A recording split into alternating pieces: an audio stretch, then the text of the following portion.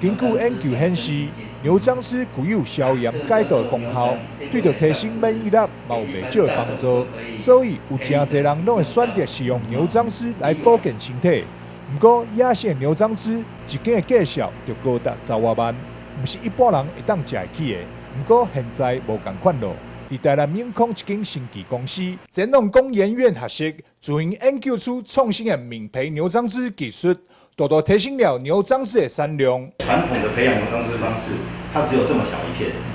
大概干种大概只有0.2到0.5克。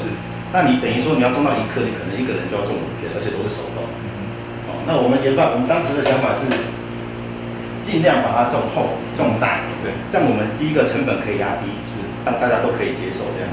那我们后来经过了调查了很多文献，然后测试过很多原料，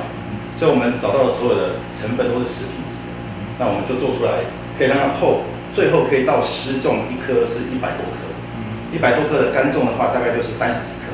但是那是种到最大值啦。我们现在平均大概都是干种10克到9克这样。因为身边有好友甲亲人着癌，和茁壮企业创办人施玉明相当的唔甘。伫此当前，因为了解到牛樟芝对着癌症朋友的好处，投入将近1亿的经费，研发出增加牛樟芝产量的技术，希望会当加惠到更侪人。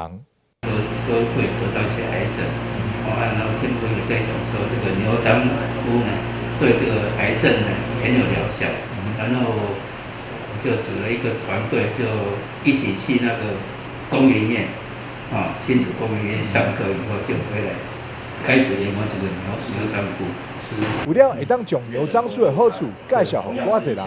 茁壮生技公司目前嘛正在架设网络平台，预计伫7月份就会当伫网络顶看到这个人研发的牛樟芝相关产品。台南新闻张硕维采访报道。